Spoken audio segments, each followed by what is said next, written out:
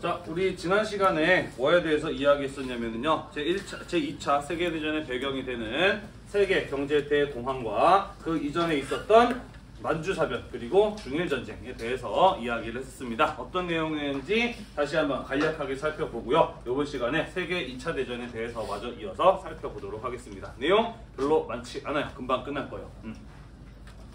자, 같이 한번 보도록 하겠습니다. 자, 세계경제 대공황이라고 하는 사건은 자본주의의 첫 번째 위기였다라고 이야기를 하였어요. 그죠? 자유방임주의에서부터 비롯된 공급 과잉과 가격 경쟁, 구조조정, 대량 실업, 소비 위축이 반복이 되는 사태 속에서 결국에는 미국 경제부터 붕괴되기 시작했던 사건이 전 세계적으로 확산된 경제 위기, 그게 바로 세계 경제 대공황이었다라고 이야기를 했습니다. 그죠? 자, 이러한 경제 위기에 맞서서 미국의 경우에는 땅도 넓고 자원도 많고 돈도 많았기 때문에 뉴딜 정책 같은 것들을 통해서 경제 대공황이라고 하는 위기를 벗어나게 됩니다. 한편 영국과 프랑스처럼 1차 세계대전의 승전국 들의 경우에는 식민지들을 가지고 있었기 때문에 식민지 사이에서의 보호무역 같은 것들을 통해서 블록 경제를 형성해서 이러한 위기를 탈출하고자 하였다라고 이야기를 하였죠. 자, 따라서 이 세계 경제 대공황에서 문제가 된 나라들은 어떤 나라들이었느냐? 미국처럼 크지도 않고, 그죠? 영국과 프랑스처럼 식민지를 많이 갖고 있지 않은 나라들이 문제가 되었다라고 이야기를 했습니다. 이에 해당하는 나라가 바로 독일, 이탈리아, 그리고 일본 같은 나라였다라고 이야기를 했죠. 그죠? 자, 그래서 이런 나라들에서는 전쟁을 하자, 다른 나라로 쳐들어가서 식민지를 확보하자라고 하는 이런 어떤 대외 침략을 주장하는 전체주의자, 이런 사람들이 큰 인기를 얻게 되면서 집권, 정치 권력을 장악하게 되는 결과를 가져오게 되었다라고 이야기를 하였어요. 그죠? 자, 그래서 일본에서는요, 경제 대공황 이후에 대외 강경론자들, 군부 세력 이런 사람들이 정권을 장악하게 되었다라고 이야기를 하였어요. 그죠? 자, 어떤 일이 있었느냐? 만주에서 관동군 일본 군들이 만주 철도를 폭파하고 중국군의 소행으로 몰아붙여서 만주 지역을 점령하고 만주국을 세운 만주사변이라고 하는 사건이 있었어요. 그죠? 이것은 정부로부터 허가를 받지 않은 군인들의 독단적인 행동이었어요. 그죠? 그리고 당연히 처벌받아야 됐지만 국민들이 굉장히 환호를 하면서 이들을 적극적으로 옹호해 주었죠. 그러면서 사고친 군인들이 오히려 더 승진하는 결과를 가져오기도 하였다라고 이야기를 했습니다. 그러면서 대외 침략을 주장하는 군인들이 더욱더 신나서, 그죠? 일단은 사고 치고 보자라는 식으로 나서게 되면서 전쟁이 더욱더 확대되었다라고 이야기를 하였죠. 그죠? 자, 그러면서 해군 청년들이 일본 수상을 암살하면서 암살을 하는 사건이 벌어지기도 하였고, 자, 그러면서 군인들이 일본 정치를 이끌게 되는 군국주의 시대를 맞이하게 되었다라고 이야기를 하였습니다. 이후에 중국 대륙에 대한 침략을 계속하게 되면서 그 세력을 점차 중국에서 일본이 넓혀 나가는 모습을 보이게 되는데, 1937년에는 루고우 차오 사건을 계기로 중일 전쟁을 일으키면서 상하이와 남진 같은 주요 대도시들을 점령하고, 거기에서 중국인들의 항전 의지를 꺾기 위해서 난징 대학살, 삼광 작전 같은 것들을 일본군들이 자행하기도 하였다라고 이야기를 하였어요. 그죠? 자, 그래서 이러한 상황 속에서 당시 중국 국민당을 이끌고 있었던 장제스의 경우에는 일본의 침략이 일어났음에도 불구하고 여전히 공산당 타도를 우선하고 있었어요. 그죠? 그래서 지금 나라를 구하기 위해서는 공산당과 국민당이 힘을 합쳐서 일본을 막아내야 한다라는 이런 어떤 사람들이 나타나게 되죠. 대표적인 인물이 바로 장쉐량 같은 사람이었어요. 그죠? 그래서 장제스를 서한에다가 감금을 하고 국민당과 공산당의 합작을 요구했던 사건, 서한 사건 같은 것들이 일어나기도 하였고요. 결국 이를 계기로 일본과 맞서 싸우기 위해서 중국의 국민당과 공산당이 손을 잡는 제2차 국공합작이 결성되기도 하였다라고 이야기를 했습니다. 그러면서 국민당의 경우에는 충칭을 중심으로, 그리고 공산당의 경우에는 농촌 지역을 기반으로 항일 전쟁을 이어나가는 상황이 나타나게 되었다라고 이야기를 했었어요. 대충 기억이 나시나요? 네. 이번 시간에 제2차 세계대전에 대해서 좀 더 이어서 살펴보도록 하겠습니다. 아이씨, 왜 이렇게 히터를 세게 틀지? 수능 점검 때문에 그런가? 꺼지나? 잠깐 끌게요. 덥고 건조하지 않아? 자, 봅시다. 제2차 세계대전에 대해서 살펴보도록 할게요. 제2차 세계대전이 일어나게 되는 계기는 우리가 지난 시간에 살펴보았던 것처럼 세계 경제 대공황이라고 하는 세계적인 경제 위기가 발생을 하였고, 이 어떤 세계 경제 대공황이라고 하는 경제 위기 속에서 식민지라든지 이런 것들이 없거나 아니면 자본주의적 발전이 늦었던 독일, 이탈리아, 일본 같은 나라들이 이 경제 대공황의 위기로부터 벗어나기 위해서 다른 나라를 침략하게 된 것, 그게 바로 제2차 세계대전이었다라고 이야기를 하였습니다.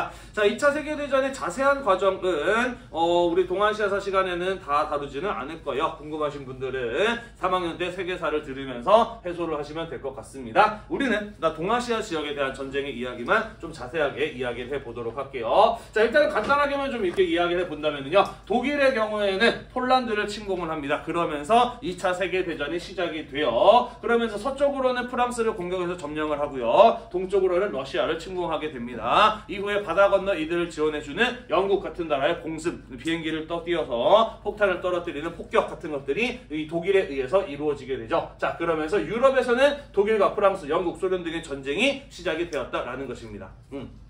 자, 한편 독일과 이탈리아의 경우에는 다른 유럽 국가들이 가지고 있는 아프리카 지역의 식민지를 뺏기 위해서 아프리카 지역에 대한 침략을 감행하게 돼요. 자, 그러면서 한편 일본의 경우에는 중일 전쟁을 계속해서 이어가게 되는 것이죠. 자, 그러면서 독일, 이탈리아, 일본이 한 동맹을 맺어서 이들을 추축국이라고 부르게 되는 것이고요. 이들과 맞서 싸웠던 영국, 프랑스, 소련, 중국 같은 나라가 연합국을 형성하게 되면서 전쟁은 전 세계적인 규모로 확대되어 나가게 되었다라는 것이에요.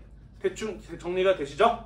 네. 자, 한편 동아시아에서의 전쟁을 좀 보도록 할게요. 일본의 경우에는 1937년부터 중국-일 전쟁을 일으켜서 중국을 침략하고 있는 중이었다라는 것입니다. 자, 그리고 문제는 무엇이었냐면요, 지난 시간에 잠깐 이야기를 했는데, 중국을 점령하고 식민지로 만드는 이 일은 만주나 한반도를 점령하는 것과는 차원이 다른 얘기다라고 이야기를 했어요. 그죠? 땅이 훨씬 더 넓고 살고 있는 사람의 숫자도 무지무지 많아요. 그죠? 그래서 이 넓은 땅에서 그 많은 사람들과 전쟁을 해 나가다 보니 이 일본이 가지고 있는 자원만으로는 턱없이 부족한 겁니다. 극도로 전쟁 물자의 부족에 일본군은 시달리게 되었다라는 것이죠. 자, 그래서 더 많은 전쟁 물자를 확보하기 위해서 베트남을 비롯한 동남아시아를 침공을 하는 모습을 보였다라는 겁니다.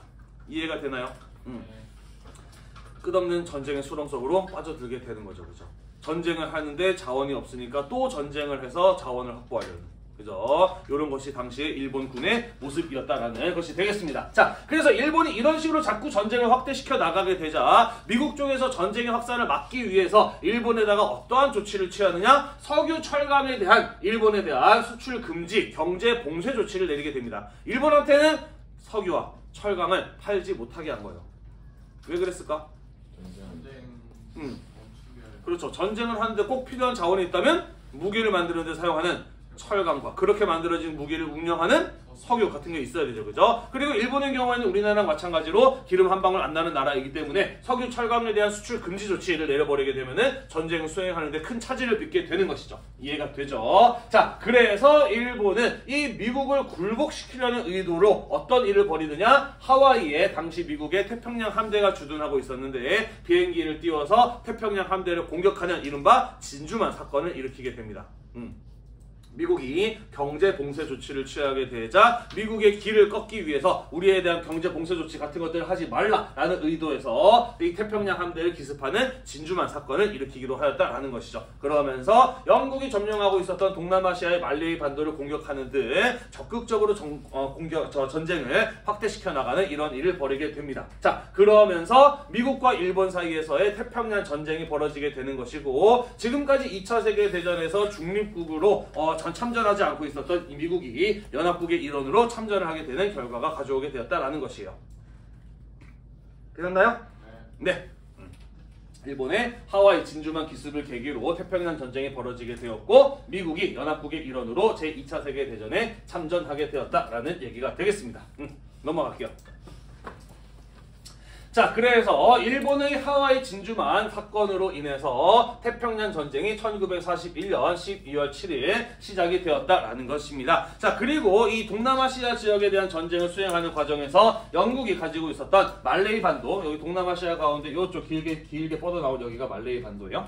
말레이 반도를 상륙을 해서 영국군을 선제 공격을 하기도 하죠. 자, 그러면서 일본은 미국과 영국과 전쟁을 수행해 나가기 시작하였다라는 것이고요. 독일과 이탈리아는 일본의 동맹국이었기 때문에 함께 미국에게 선전포고를 하게 됩니다. 그러면서 전쟁의 규모는 유럽에서 아프리카 그리고 태평양 연안까지 전 세계로 확대된 것이 바로 제2차 세계대전의 모습이었다라는 것이에요. 어렵지 않죠? 네. 자, 전쟁 초기에는 일본이 준비를 많이 했고 또 전쟁을 수행하고 있는 중이었고 미국은 일본이 실제로 전쟁을 할 것이라고 하는 것을 예상을 못하고 있는 상황이었기 때문에 일본이 동남아시아와 남태평양 일대를 점령을 하면서 한때 정말로 이 아시아를 비롯한 동아시아와 동남아시아의 대부분을 일본이 장악하는 이런 어떤 성과를 거두기도 하였다라는 것이죠. 자, 하지만 미국이 전열을 정비하고 일본에 대한 반격이 시작이 되면서 미드웨이 해전 그리고 과다카날 전투 같은 데에서 일본에게 태평양 전쟁에서 미국이 결정적인 승리를 거두게 되면서 전세를 역전시킬 수 있었다라는 것이에요. 뭐 여담입니다만은 2차 세계대전 전까지만 하더라도 각국은 어떤 식으로 군비를 경쟁했느냐, 특히 해군에 있어서는 남들보다 더 큰 배, 거기에다가 남들보다 더 큰 대포를 실으려고 했어. 그거를 거함거포주의라고 이야기를 하거든요. 다른 나라랑 전쟁에서 이기려면 더 큰 배와 더 큰 대포가 필요하다라고 생각을 했던 것이죠. 자, 그래서 이제 더 큰 배와 더 큰 대포를 만들려는 경쟁이 치열하게 벌어지게 되는데 2차 세계대전부터 양상이 조금 바뀌어요. 최강의 무기는 그렇죠. 항공모함으로 바뀌게 됩니다. 근데 이것도 의도적으로 바꾼 건 아니었어. 아까 우리가 봤잖아요. 하와이에서 진주만 3대를 기습했다라고 이야기를 했잖아. 그래서 일본이 기습을 할 때 어디에다 폭탄을 많이 떨어뜨렸느냐? 큰 배, 큰 대포를 싣고 있는 큰 배에다가 집중적으로 포탄을 떨어뜨렸어. 그러다 보니까 태평양 전쟁이 시작할 때 미국의 경우에는 큰 대포를 실은 큰 배는 별로 없었고 항공모함만 몇 대가 남아있었던 거예요. 그래서 미국이 항공모함을 중심으로 한 해전의 전술을 짭니다. 그리고 항공모함을 투입해봤더니 대포가 큰 배보다 훨씬 더 효과적으로 해전을 수행할 수 있더라는 것이죠. 그러면서 이후에 세계 최강의 무기는 이 항공모함으로 바뀌게 됩니다. 그런 뭐 변화가 이 시기에 있었다라는 거예요. 그래서 항공모함 뜬다라고 하는 것은 전 세계적으로 굉장히 긴장할 만한 사건이다라는 거죠.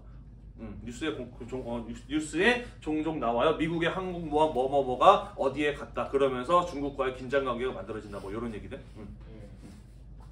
자, 네, 전세가 역전된 이런 결과를 가져오게 되었다라는 것이 되겠습니다. 자, 이후에 유럽과 아프리카에서 미국이 참전을 하게 되면서 연합국에게 유리하게 흘러가기 시작을 해요. 자, 그러면서 가장 먼저 국력이 약했던 이탈리아가 1943년에 항복을 하게 되고요. 독일의 경우에는 1945년 5월 히틀러가 지하 벙커에서 자살을 하면서 패배로 끝이 나게 되고 항복을 하게 됩니다. 자, 하지만 일본의 경우에는 자기의 동맹국들이 모두 패했음에도 불구하고 끝까지 저항을 하는 모습을 보이게 돼요. 그러면서 어떤 것을 외치기도 하느냐? 대동아 공영권 건설, 이른바 대동아 선언 같은 것들을 하기도 합니다. 뭐냐면요, 지금 세계는 어떤 식으로 흘러가느냐? 백인 민족이 전 세계를 다 장악하려고 하고 있다. 따라서 우리의 아시아 민족이 하나로 뭉쳐서 백인 민족의 침략을 막아내야 돼 라는 이런 어떤 주장이 바로 대동아 공영권 건설의 주장이에요. 서양의 강대국들에 맞서서 동아시아 경제공동체를 건설하자 라고 하는 주장이 바로 대동아 공영권 건설, 대동아 선언이라고 하는 것이었다라는 것이죠. 자, 그러면 진짜로 일본이 서양 국가들에게 맞서서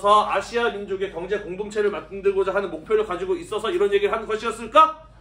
아니었다라는 거죠. 그죠? 아까도 이야기했듯이 전쟁이 점차 확대되어 나가게 되면서 전쟁 물자가 부족해지고 전쟁에 동원한 사람들이 더더욱 부족해지게 되면서 이런 멋있는 명분을 내세워서 자기가 점령하고 있는 지역의 자원과 인원들을 동원하기 위한 그런 어떤 그런 어떤 정책이었다라고 볼 수가 있는 것이죠.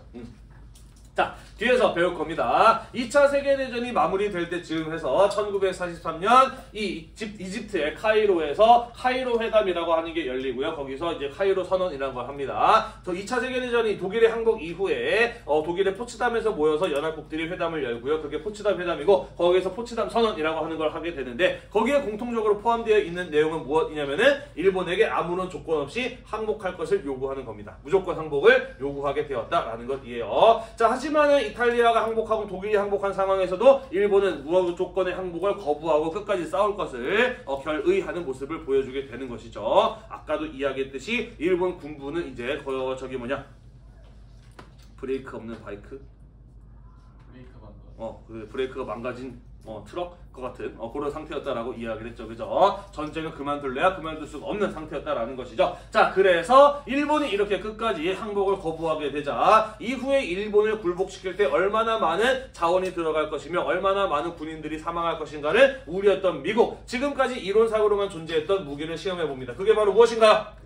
원자폭탄이죠. 그죠? 히로시마와 나가사키에 원자폭탄이 한 발씩 떨어지게 되고요. 그러면서 폭탄 하나에 도시 하나가 증발하는 경험을 하게 됩니다. 그리고 이 독일과의 전쟁을 끝낸 소련이 아시아 지역으로 군대를 돌려서 일본과의 전쟁에 참전하게 되면서 일본은 더 이상 전쟁의 승리의 가능성이 없다라고 생각을 하게 되면서 1945년 8월 15일 일본 천황에 의해서 항복선언이 이루어지게 되고요. 그래서 제2차 세계대전이 최종적으로 끝이 나게 되었다라는 것입니다. 안 나온다. 네, 끝이 나게 되었다라는 것이에요. 영화 오펜하이머 봤나요? 본 사람도 있고 안 본 사람도 있나요? 거의 다 안 봤나? 선생님 오펜하이머 재미없다 그래가지고 안 봤는데 막상 보니까 진짜 너무너무 재밌더라고. 다시 개봉은 안 하겠지만 OTT나 아니면은 넷플릭스 같은 데도 나오면은 꼭 한번 보시는 것을 강력하게 추천해드려요. 정말 뭐랄까, 나는 역사를 전공한 사람이라 재밌는 것도 있지만은 또 이제 물리나 수학에 관심 있는 사람도 봐도 되게 재밌을 것 같고, 영화를 보면서 어떤 생각이 들었냐면은 야, 그 뭐랄까, 이 한 사람의 인생을 다룬 전기 영화가 이렇게 재밌을 일인가? 싶은 생각이 들 만큼 정말 되게 몰입해서 봤어요. 핵폭탄을 만드는 사람들이 어떤 마음으로 만들었을까?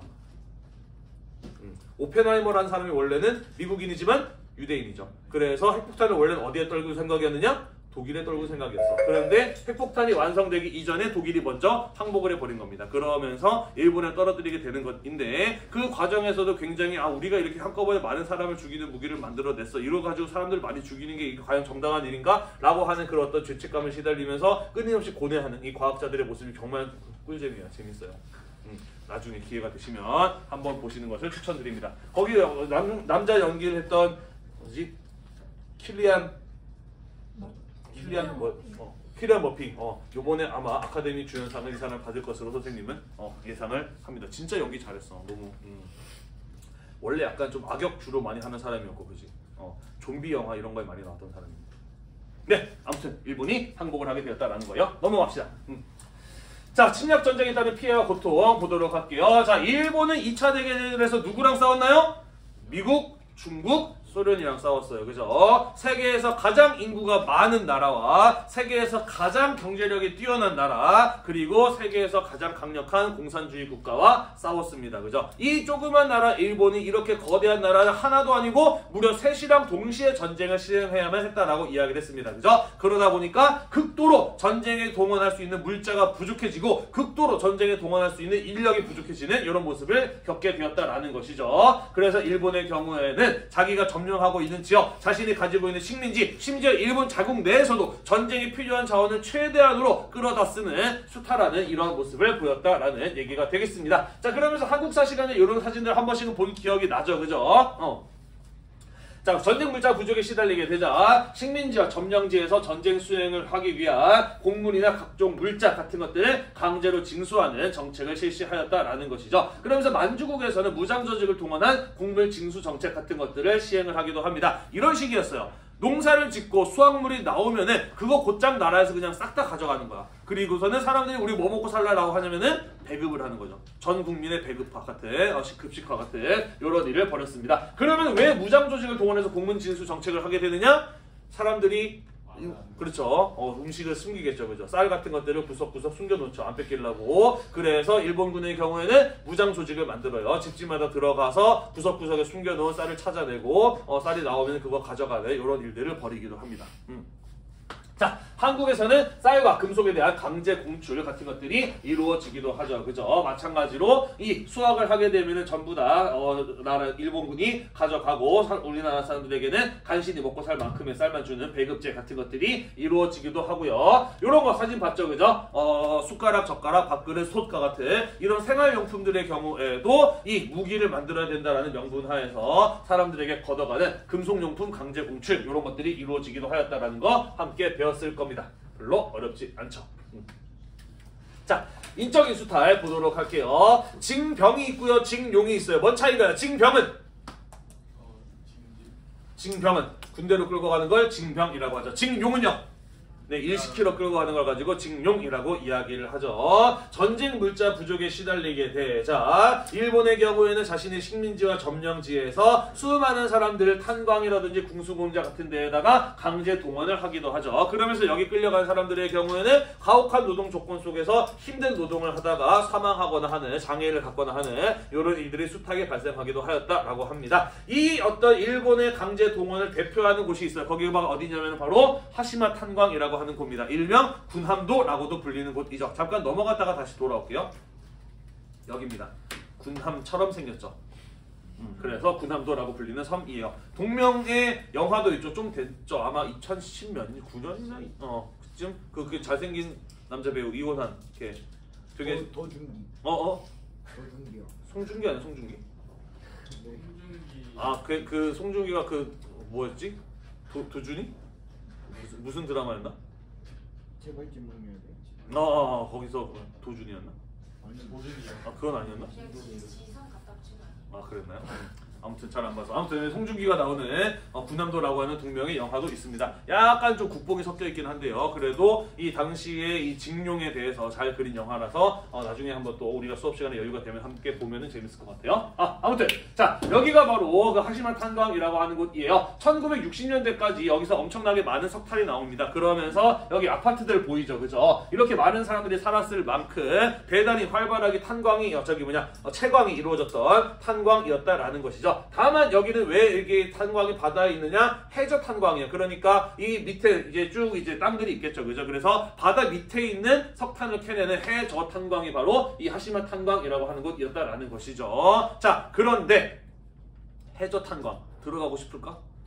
사실 그죠, 대단히 위험하죠, 그죠? 바닷물의 압력으로 인해서 자칫 잘못 캐다가는 그대로 바닷물이 들어와가지고 사람들이 익사할 수도 있고 아니면 동굴이 무너질 수도 있는, 탄광이 무너질 수도 있는 대단히 위험한 탄광이었다라는 것이죠. 자, 그리고 태평양 전쟁 이후로 가게 되면서 이 위험한 탄광에 일본 사람들이 잘 안 가려고 하다 보니까 어떻게 한 거예요?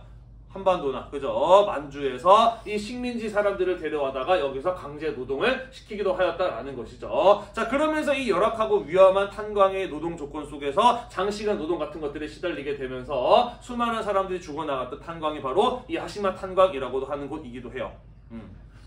자, 그런데 재밌는 거는 최근에도 이 하시마 탄광이 굉장히 국제적으로 이슈가 되기도 하였어요. 왜 그랬냐면은 2000년대 후반부터 일본이 이 하시마 탄광을 우리나라 일본 산업의 발전에 있어서 굉장히 중요한 역할을 한 역사적인 유산이다 라고 해서 일본의 산업혁명 유산으로 유네스코 문화유산에다가 올리려고 등재를 신청을 합니다. 자, 근데 이제 우리나라 정부에서 이것을 막아서요, 여기는 일본의 산업발전의 혁명 유산이 아니라 일본의 식민지배와 강제 동원의 현장이다 라고 해서 이런 것들을 유네스코 문화유산에 올리는 옳지 않다라고 한국 정부에서 반대 의견을 냅니다. 자, 결국에는 일본과 한국 정부 사이에서 협상이 이루어지게 되는데 어떤 식으로 협상이 이루어지게 되느냐? 오케이, 그럼 여기서 일본을 산업혁명 유산으로 유네스코 문화유산으로 등재를 하는데 여기에서 조선인들에 대한 강제 동원과 징용과 노동이 있었다라는 사실을 함께 반영을 해서 거기에 함께 전시를 하고 안내하도록 해라라는 이런 조건을 집어넣게 됩니다. 그러면서 양쪽에서 타결이 이루어지게 되고 1915년 유네스코 문화유산에 올라가게 되죠.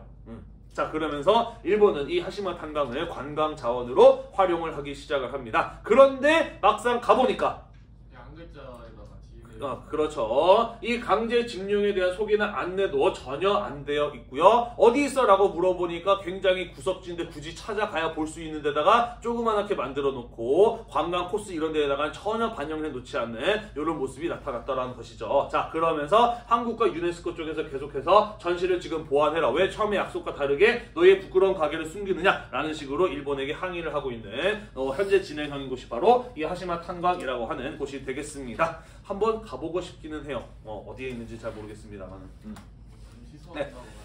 네, 그러면서 이제 한일 관계가 굉장히 악화되면서 이 하시마 탄광 문제도 상당히 풀기 어려운 이런 과제도 지금도 남아있는 상황이다 라고 보시면 될 것 같습니다. 다시 돌아갈게요. 자, 이런 어떤 징용과 더불어서 징병이 시행이 되죠. 전쟁터에 내보낼 군인들이 부족해지다 보니까 한국과 타이완에서 많은 남성들을 전쟁터에 동원해 가는 이런 모습을 보이기도 합니다. 타이완 남성을 왜 끌고 갔지? 중국 땅이어서? 그 청일전쟁 이후에 랴오뚱 반도와 타이완을 일본이 가져갔는데 삼국 간섭으로 랴오뚱 반도를 반환을 했지. 그리고 타이완은 그때부터 계속 일본의 식민지였죠. 그죠? 그러니까 한국과 타이완의 많은 남성들을 전쟁터에 끌고 갔다라는 얘기가 되겠습니다. 자, 한편 이 남성들의 노동력을 징용하는 것만으로도 부족했어요. 그래서 수많은 여성들을 군수공장 등에 동원을 해서 여성들의 노동력을 착취하기도 하였고요. 전쟁 막바지로 가게 되면은 일본군 위안부 들어봤죠. 그죠? 많은 식민지와 점령지의 여성들을 일본군을 위한 성노예로 강제 동원을 하는 이런 어떤 전쟁 범죄 같은 것들이 일본에 의해서 자행되기도 하였다라는 것이죠. 뿐만 아니라 우리가 지난 시간에 배웠던 것처럼 일본이 점령했던 중국 지역에서 난징 대학살이라든지 삼광작전과 같은 이런 어떤 초토화 작전으로 인해서 수많은 민간인들이 학살당하는 이런 비극이 발생하기도 하였다라는 거 우리가 지난 시간에 함께 이야기를 했었습니다. 넘어갈게요. 자, 일본은 가해자이기도 합니다만은 일본 역시 전쟁의 피해자이기도 하죠. 미군의 폭격을 받게 되면서 여러 도시가 파괴되고요. 그 과정 속에서 일본의 수많은 민간인들도 희생되는 이런 결과가 나타나기도 하였습니다. 그거 아시나요? 전쟁이 터지면 군인보다 민간인이 훨씬 더 많이 죽는 거? 네, 거의 한 몇 대 몇의 비율이었지? 3대2 정도의 비율로 민간인이 훨씬 더 많이 죽는다라고 해요. 군인들의 경우에 자기 스스로 지킬 수단도 있고 정보도 가지고 있기 때문에 그렇게 많이 죽지 않는다라고 해. 오히려 이 전쟁 과정 속에서 폭격 같은 것에 무방비로 노출되는 게 이 민간인들인 것이죠. 그래서 우크라이나 전쟁에서도 많은 민간인들이 피해를 보는 이런 일이 벌어졌고, 지금 현재 이스라엘과 팔레스타인 사이에서도 전쟁이 벌어지게 되면서 수많은 여성과 어린아이들이 죽어나가는 이런 비극적인 일들이 벌어지고 있죠. 그죠? 하루빨리 전쟁이 좀 사라졌으면 좋겠어요. 네. 자, 한편 오키나와에서의 치열한 전투 및 일본군의 결사 항전 강요로 10만 명이 넘는 오키나와 주민들이 사망하는 일이 벌어지기도 합니다. 오키나와 배운 기억 나나요? 우리 1학기 때는 류큐 왕국이라고 배웠었어요. 그죠? 아, 1학기가 아닌가? 2학기인가? 2학기네요. 그죠? 2학기 때 류큐 왕국 배웠죠. 그죠? 명나라의 해금 정책으로 인해서 반사적인 이익을 보았던 나라 류큐 왕국. 나중에 일본에게 점령이 되면서 오키나와 현이 되죠. 자, 그리고 이 오키나와 현은 일본에서 가장 남쪽에 있는 조그마한 섬입니다. 그죠? 자, 그래서 미국의 경우에는 일본을 점령하기 위한 기지로 이 오키나와를 활용하려고 해요. 그래서 오키나와를 점령하고 오키나와를 바탕으로 일본 본토에 대한 공격을 전개해 나가려고 하거든요. 그래서 일본 입장에서도 오키나와에서 미군이 들어오는 걸 어떻게든 막아야 되겠다라고 생각을 한 겁니다. 그래서 사실 얼마 남지 않은 일본군을 다 쥐어짜서 오키나와에다가 집중시켜요. 그러면서 오키나와에서 미군이 오키나와에 미군이 들어오는 것을 반드시 막으려는 일본군의 거센 저항에 부딪히면서 미군도 이 오키나와 점령 과정에서 엄청나게 큰 피해를 입기도 합니다. 그러면서 어떤 생각을 하게 되느냐? 야, 이 오키나와 조그마한 섬 하나 점령하는 데에도 이렇게 큰 희생이 발생했는데 일본 본토를 점령하는 데에도 얼마나 힘든 과정과 또 희생이 발생할 것인가를 미국이 생각하게 되었던 것이죠. 그래서 뭘 쓰기로 한 거예요? 원자폭탄을 쓰기로 한 거예요. 오키나와에서의 저항이 워낙 거셌기 때문에 원자폭탄을 사용하는 결정을 내리게 되었다라고 보시면 될 것 같습니다. 자, 이 과정 속에서 수많은 오키나와 주민들이 죽어나갔던 거예요. 보이시나요? 여기 보였죠? 오키나와 방어에 투입됐던 중학생 2등병들의 모습이죠. 그죠? 전쟁 물자에 부족하고 군인들이 부족하자 오키나와에 있는 주민들을 이렇게 중학생들까지도 군복을 입히고 전쟁터에 내보내는 게 2차 세계대전 막바지의 일본의 모습이었다라는 것이죠. 그래서 이 과정 속에서 수많은 주민들이 전쟁 속에서 죽어나가는 이런 일들이 벌어지기도 하였고, 오키나와가 미국의 손에 떨어질 것 같으니까 미국의 손에 넘어가기 전에 스스로 자살해라 라고 하면서 할복을 강요하는 이런 일들도 벌어지기도 하였다라고 해요. 자, 뿐만 아니라 히로시마와 나가사키에 원자폭탄이 떨어졌죠. 그리고 폭탄 하나에 도시가 하나가 전체가 날아가 버리는 이런 어떤 비극적인 일이 벌어지게 되면서 그 과정에서 20만 명 이상의 민간인이 사망하고 그 안에 살고 있었던 한국인들도 3만 명 정도가 희생이 되는 이러한 결과가 나타나기도 하였다라는 것이 되겠습니다. 너무 빨리 끝났는데? 정각을 끝나는 거 아니야? 무려 아직 15분에서 남아있는 거 아닌가요? 조금 남았다고. 밖에 안 남았네. 뭐라고? 수업 좀 더 해도 되지 않을까? 아니요. 재밌는 거는요. 일본에서는 이런 부분들을 많이 강조한다고 해. 그래서 가끔가다 방송에서 보면 이런 거 나와요. 일본인 관광객들이 우리나라의 그 저기 뭐냐 서대문 형문소라든지 아니면은 이제 근현대사의 유적이나 아니면은 이제 유물을 다루고 있는 박물관 같은 곳에 가서 일본에 의해서 자행되었던 뭐 민간인 학살이나 고문 이런 모습들을 보면서 우리가 피해자가 아니라 가해자였어라고 하면서 굉장히 놀라는 이런 모습을 보이기도 한다고 하더라고요. 피해자 코스프레하고 어? 일본이 그냥 피해자 코스프레하고 코스프레까지는 아니더라도 일본은 아직까지도 이런 어떤 2차 세계대전 과정에서 자신들이 저질렀던 전쟁 범죄 이런 것들을 가급적이면 숨기려고 하고 인정하지 않으려는 이런 태도를 좀 보이고 있기는 하죠, 그죠? 그래서 일본 같은 나라에서도 하루빨리 동아시아사 같은 과목이 개선이 되어야 된다고 생각을 하고요. 일본 같은 데에서도 캠브리지 동아시아사 같은 것들을 많은 분들이 시청을 하시고 구독해야 된다고 생각을 합니다. 자, 시간 너무 많이 남았는데 좀 더 하면 안 되나? 알았어요. 오늘 여기까지 하고요. 다음 시간에는 2차 세계대전 과정 속에서 한국인과 중국인들이 일본에 어떻게 저항을 했는지 이런 내용들을 중심으로 다시 한번 이야기를 해보도록 하겠습니다. 오늘도 공부하느라 고생이 많으셨고요. 이 영상이 여러분들의 공부에 도움이 되셨다면 구독과 좋아요 잊지 말고 눌러주세요. 수고했습니다.